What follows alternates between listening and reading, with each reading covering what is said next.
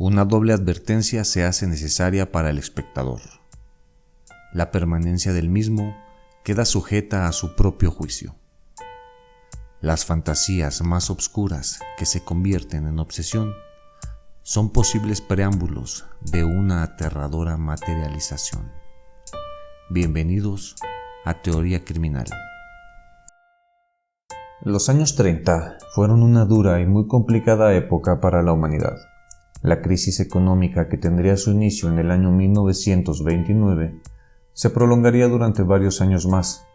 A esta época se le conoció como la Gran Depresión, y no era otra cosa que el resultado de la caída más grande de la bolsa de valores en los Estados Unidos. Este hecho afectaría de manera medular a los habitantes del país y de otros continentes incluso.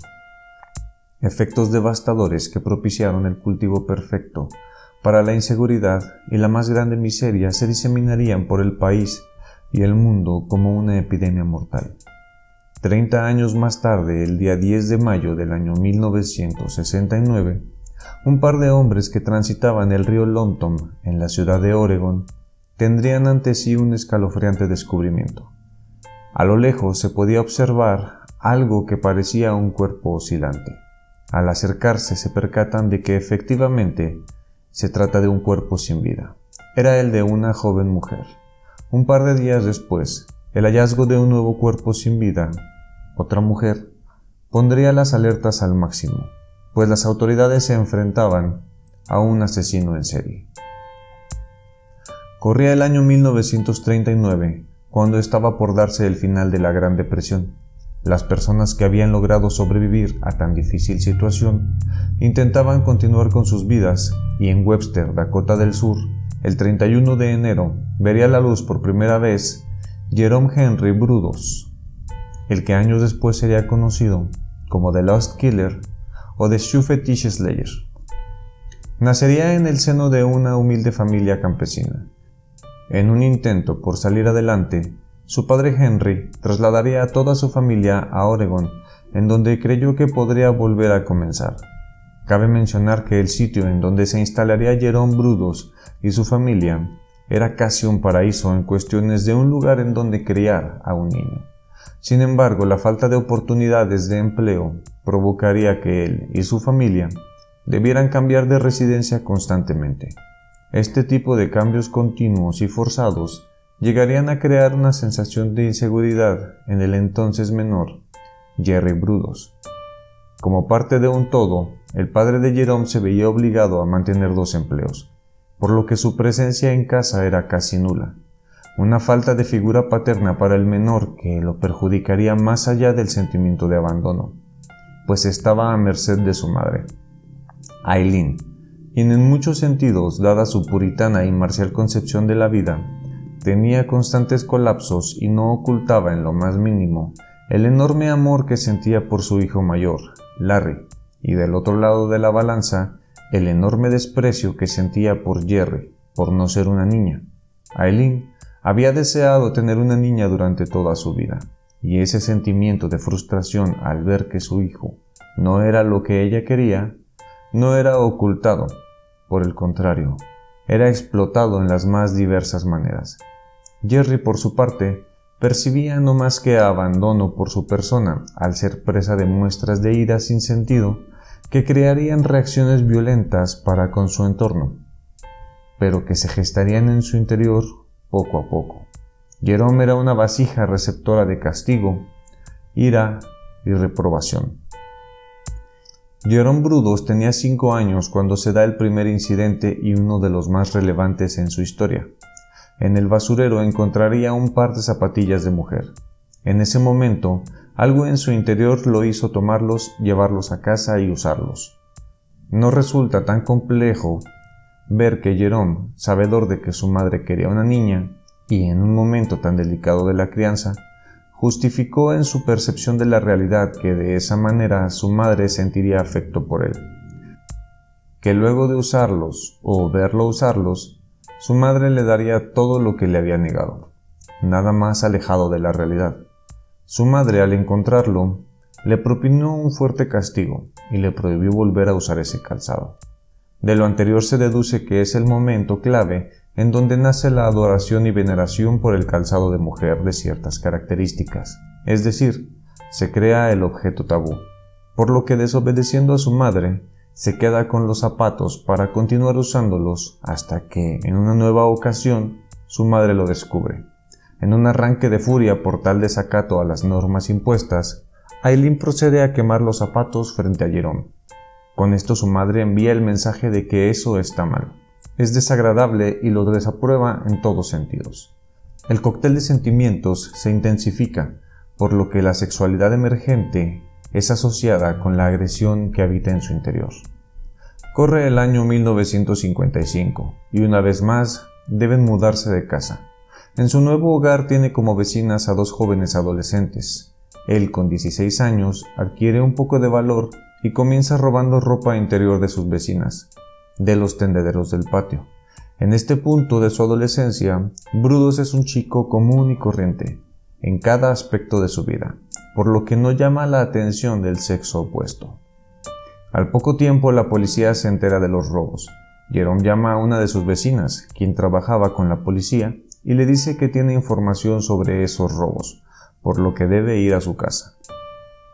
Al llegar la oficial, Jerome la recibe y luego desaparece para ponerse una máscara y regresar con un arma blanca.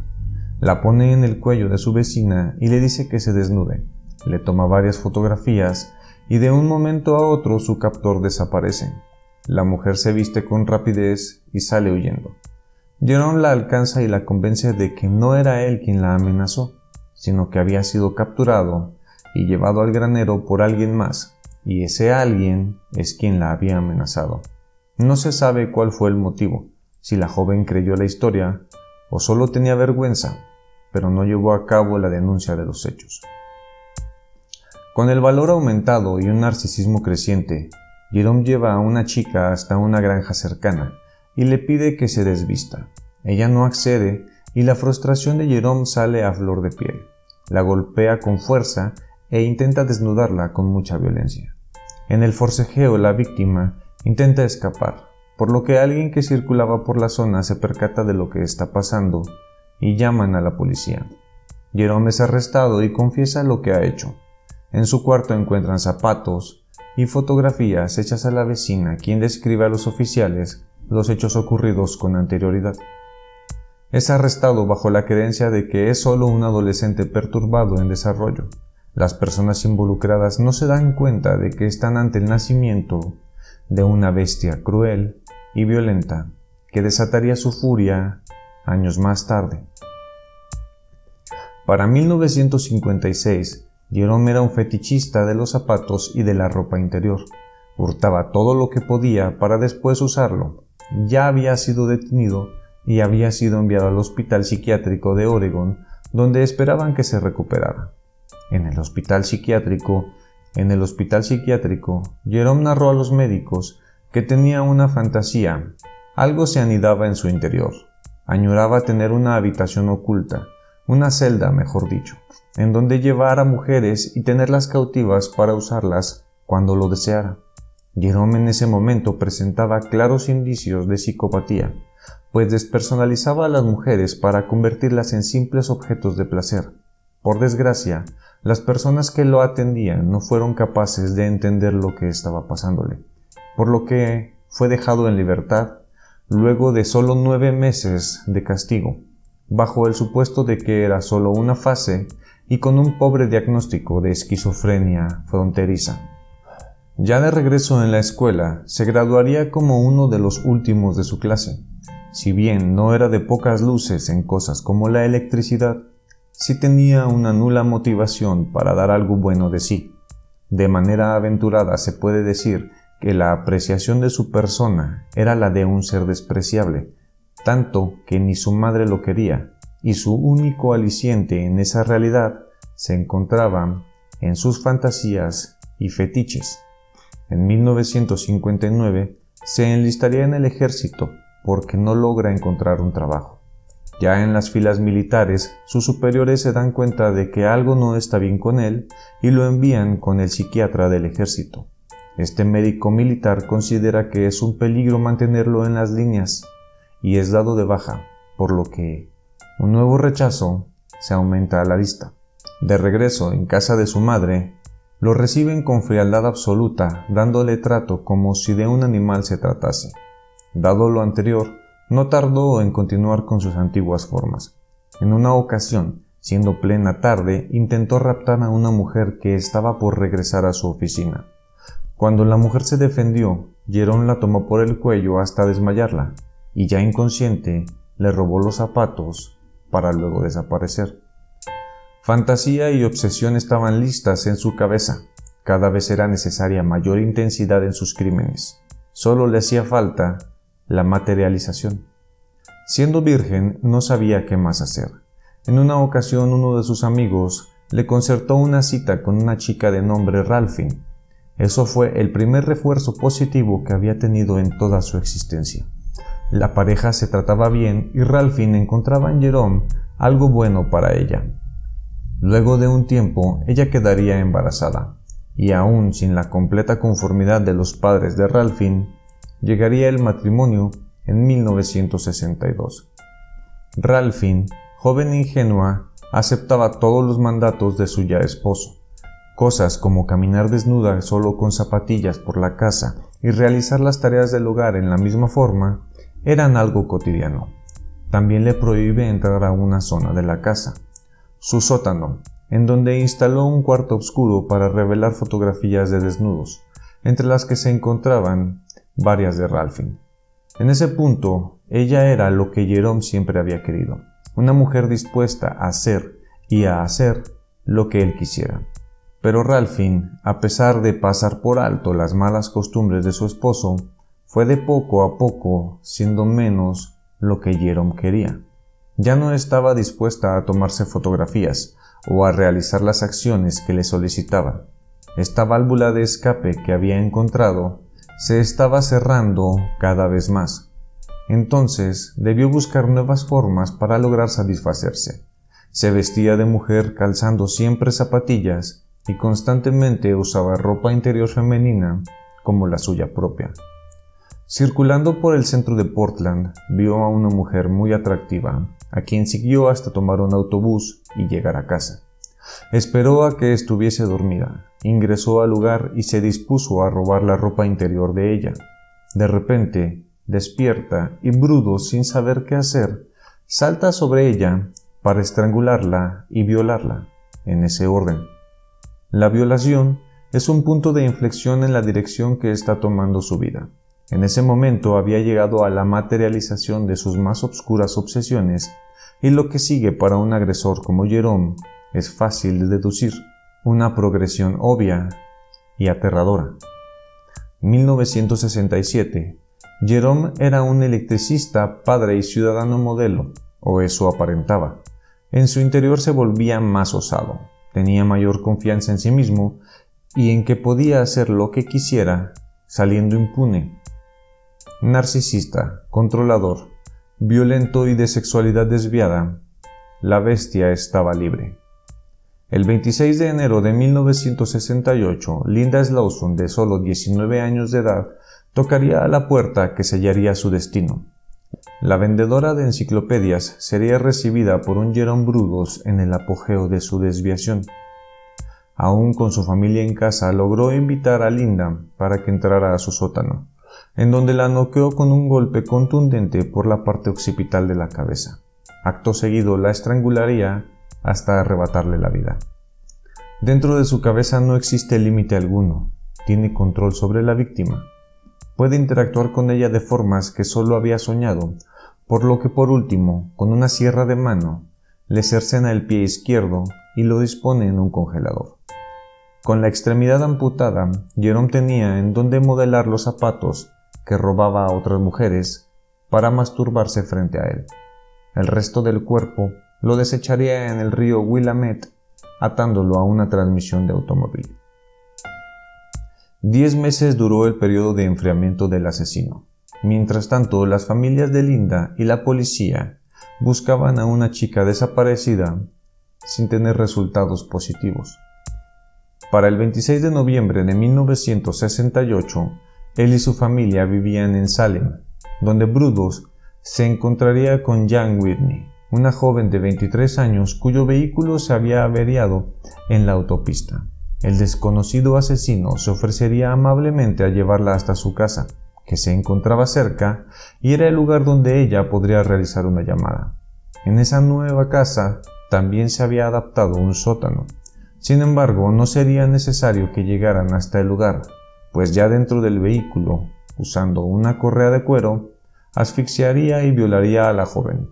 No conforme con lo que había hecho, dispondría del cuerpo sin vida de Jan, colgándolo de una polea en su garage, dejándolo así por un tiempo. Durante ese lapso, vestía y desvestía el cuerpo con lencería, le ponía zapatillas, se masturbaba frente a él y mantenía relaciones con el cadáver. Además de todo lo ya dicho, su retorcida mente le pedía más, hasta que al cuerpo le amputó uno de los senos para hacer un molde de arcilla y crear un pisapapeles con él.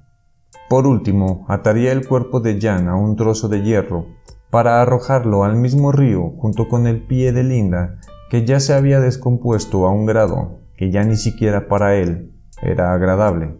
Algo curioso sucedería mientras el cuerpo de Jan Whitney se encontraba suspendido en el garage. Un hombre impactaría su auto justo contra el lugar. No hubo mucho daño, pero aquel hombre decidió llamar a la policía. Sin embargo, los oficiales que llegaron al lugar del accidente y que estuvieron revisando el mismo no verían el cuerpo oscilante de Jan dentro del garage. Estimulado por la proximidad de la policía y haberse salido con la suya, daría continuidad a sus más efervescentes obsesiones. Estimulado por la proximidad de la policía y haberse salido con la suya, daría continuidad con sus efervescentes obsesiones. Ahora necesitaba hacer algo más temerario, más osado. Así llegaría el 27 de marzo de 1969, fecha en la que Karen Springer sería secuestrada a punta de pistola del estacionamiento de un gran centro comercial. Aquel día Jerome cambiaría su modus operandi. Además de agregar un arma a su repertorio, se vestiría de mujer para acercarse a la joven de 18 años. Llevaría a Karen aún con vida hasta su garage y en el lugar la obligaría a probarse distintas combinaciones de ropa mientras la fotografiaba. Al final la violaría, estrangularía y por último la suspendería por el cuello de la polea en donde antes había estado Jan Whitney. Brudos violaría el cadáver en diversas ocasiones y como parte de su nuevo ritual volvería a cortarle los senos para hacer moldes y al final de todo ataría el cadáver a un motor para tirarlo en el mismo lugar. El 21 de abril de 1969, Jerome vería a una nueva mujer que cumplía con su perfil, delgada, joven, atractiva y solitaria. Intentó secuestrarla a punta de pistola llevándola hasta un estacionamiento. La joven Sharon Wood se resistiría con mucha fuerza hasta que logró morder con intensidad uno de los pulgares del agresor, quien la soltaría, no sin antes azotarla con fuerza contra el pavimento. Esta furiosa forma de resistirse le salvaría la vida a la joven Sharon. Sin embargo, Jerome podría salir del lugar sin ser notado por nadie más. Este hecho no sería relacionado con la mujer que hasta hace poco había desaparecido. Brudos acumularía un nuevo fracaso al intentar llevarse a Gloria Jean de 12 años. Vería a Gloria caminando por los alrededores, la acechó hasta que vio el momento que le pareció más indicado y de nuevo a punta de pistola la sometería. Sin embargo, la chica vería en la acera contraria a una mujer que arreglaba el jardín y con un fuerte movimiento se liberaría para correr hasta donde la mujer lo ayudaría. Brudos lograría escapar una vez más, pero era claro que era incapaz de confrontar a una mujer que se defendía o que gritaba en busca de ayuda, por lo que cambiaría de nuevo su modus operandi. Jerome Brudos se dio cuenta de que no debía asustar a sus víctimas.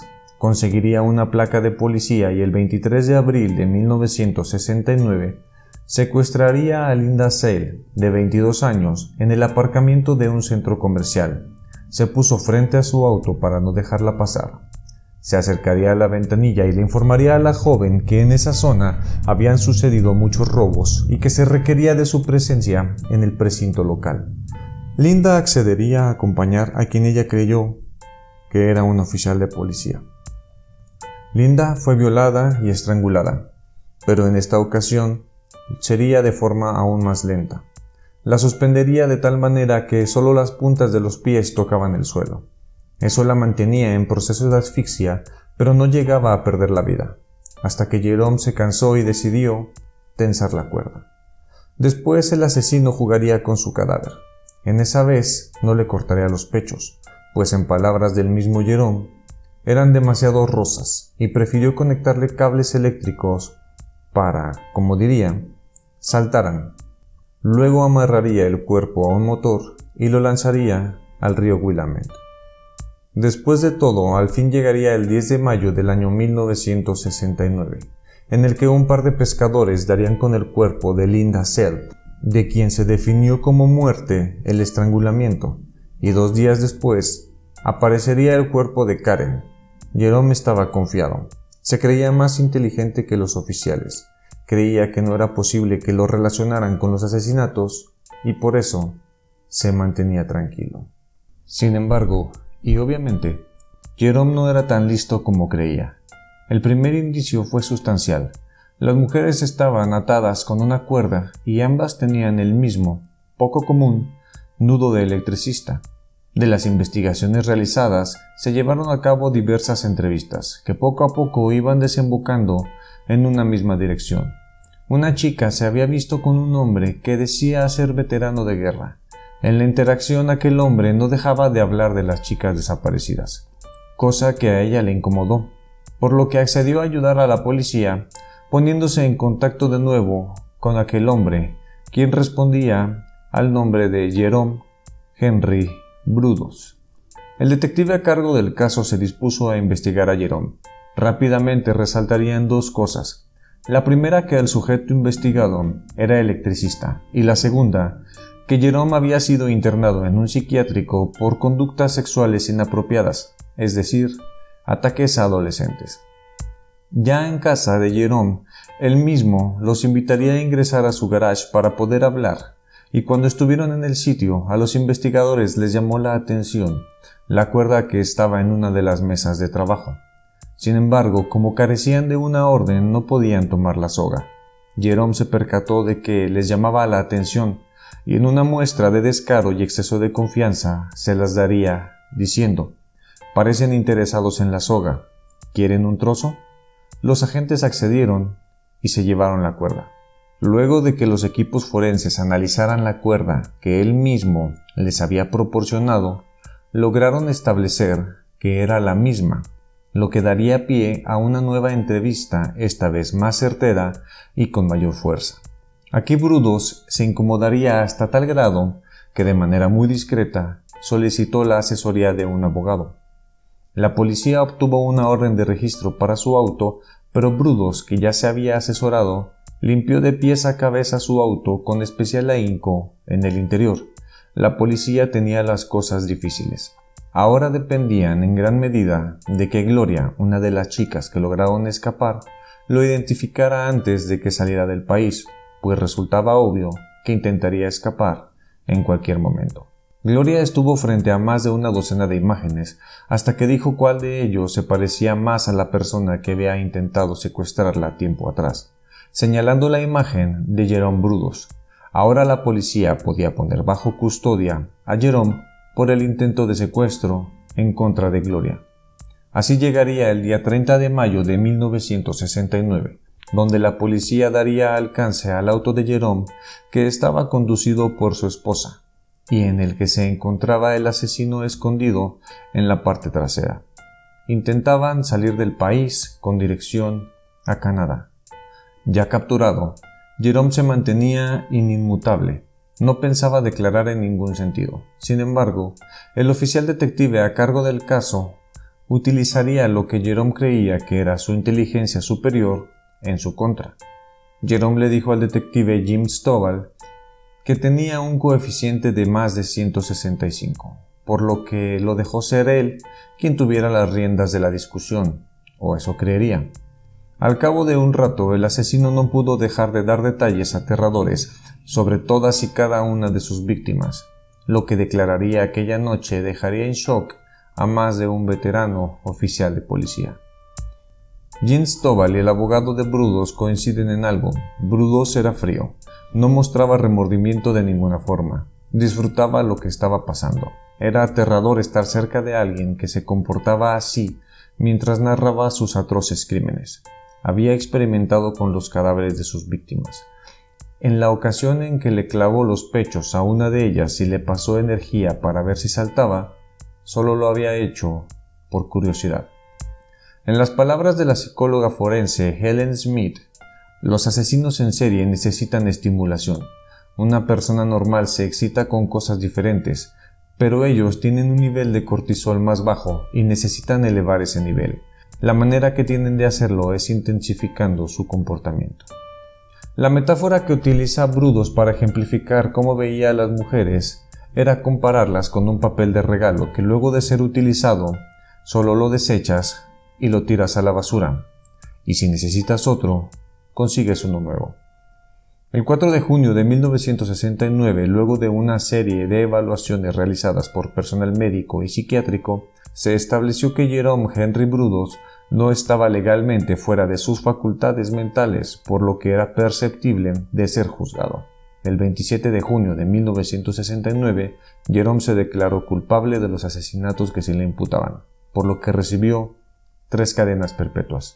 Mientras estaba encarcelado, Brudos tenía montones de catálogos de zapatos para mujeres en su celda, debido a que le escribió a las grandes empresas pidiendo los catálogos y afirmó que era su sustituto de pornografía. Se interpusieron innumerables recursos de apelación, entre ellos uno en el que alegaba que una fotografía de él con uno de los cadáveres de sus víctimas no podía probar su culpabilidad. En su estancia en prisión fue constantemente blanco de agresiones por parte de otros reos, una de las cuales le dejó una seria herida en el cuello que requirió múltiples puntos de sutura.